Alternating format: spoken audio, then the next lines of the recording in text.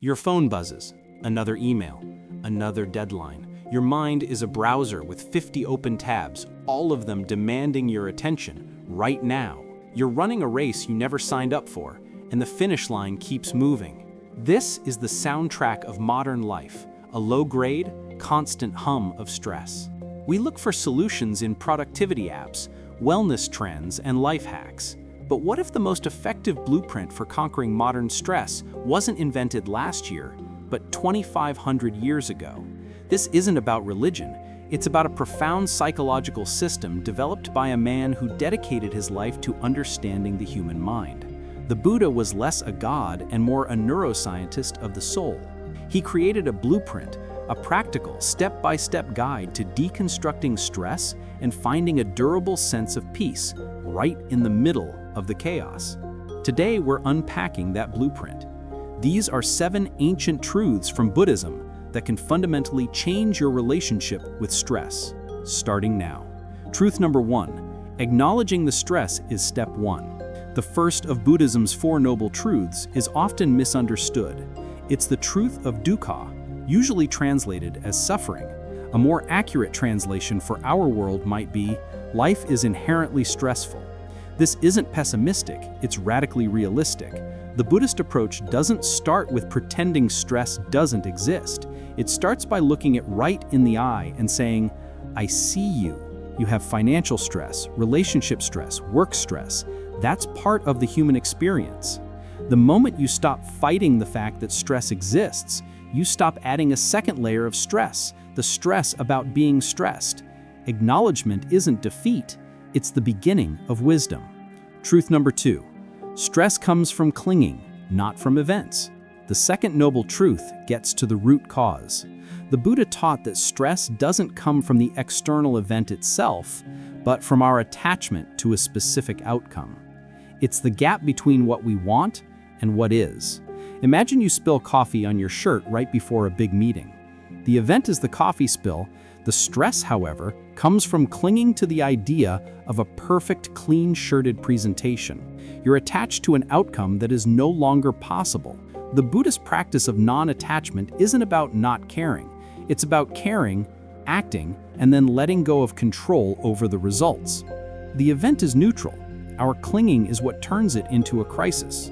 Truth number 3, the you that's stressed is an illusion. This is the most radical truth, known as Anatta, or no self. Modern stress is almost always personal. I failed. I look stupid. My future is ruined. We spend our lives defending a fragile sense of self. Buddhism suggests this self is a construct, a story we tell ourselves. It's an identity built from our job, our relationships, our memories, a temporary collection of thoughts and feelings. In modern psychology, Carl Jung called this the persona, the mask we wear to function in society. When you see that the self you're trying so hard to protect is an illusion, the attacks lose their power. Criticism isn't attacking you, it's attacking a story. Failure isn't destroying you, it's just an event in the story. This isn't an excuse for inaction, it's the source of fearless action. You can play the game of life with more courage when you realize you aren't the game piece. Truth number 4, this too shall pass. This is the law of anicca, or impermanence. Everything is in a constant state of flux. Your body, your thoughts, your emotions, and yes, your stressful situations. Nothing is permanent. When you're in the middle of a high-pressure project at work, it feels like it will last forever. The anxiety seems solid and eternal. By consciously reminding yourself of impermanence, you punch a hole in that illusion. This stressful feeling will end. This challenging project will be over. This difficult conversation will pass. Holding this truth in your mind is like having an anchor in a storm. The waves of stress will still come, but they will no longer have the power to wash you away because you know they are just passing through. Truth number 5, you are the sky, not the weather. You are not your thoughts, and you are not your emotions.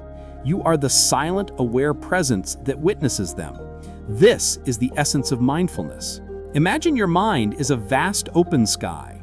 Thoughts and emotions, anger, worry, joy, jealousy, are like the weather. They are temporary events that pass through the sky. A stormy thought doesn't damage the sky. A sunny thought doesn't define the sky. The sky simply allows the weather to be what it is.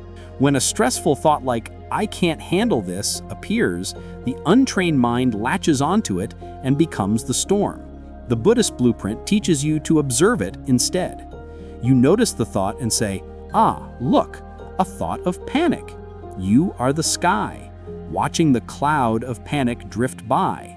This simple shift in perspective creates an immense space of freedom. It's the sacred pause that allows you to break free from the prison of your own mind. Truth number 6, respond, don't react. Stress thrives on reactivity. Your boss sends a sharp email and you immediately react with anger or fear. Someone cuts you off in traffic and you react with road rage. These are unconscious, conditioned loops. Buddhism reframes the concept of karma not as cosmic destiny, but as a simple law of action. Every action or reaction has a consequence. A reactive mind is constantly planting the seeds of future stress. The Buddhist blueprint teaches you to insert a pause between the stimulus and your response. In that pause, you have a choice. You can choose a skillful response instead of a knee-jerk reaction. You can answer the sharp email with calm professionalism. You can let the car pass and wish the driver well. Responding thoughtfully doesn't just feel better, it breaks the chain of karma and stops the cycle of stress from perpetuating itself. Truth number 7, the path is the goal. We often think peace is a destination. I'll be calm when this project is done, or I'll be happy when I retire. We live in a perpetual state of waiting for the stress to end. The final truth of the blueprint is that there is no final destination. The goal is not to arrive at a stress-free paradise. The goal is to walk the path of life with awareness, compassion, and wisdom right now. This shifts your entire orientation to life. Your ambition transforms from a desperate chase for external validation to an internal devotion to growth and presence. Success is not measured by the outcome, but by the quality of attention you bring to the process. You find peace not at the end of the road, but in the way you take each step. So, there it is, the Buddhist blueprint. Acknowledge the stress, understand its cause is clinging, see through the illusion of the self, accept impermanence, watch your thoughts like clouds, respond, don't react, and walk the path with presence. This isn't a quick fix, it's a profound reprogramming of your entire operating system. It's a way to conquer modern stress not by fighting it, but by understanding it so deeply that it loses its power over you. It's how you find stillness right in the heart of the storm.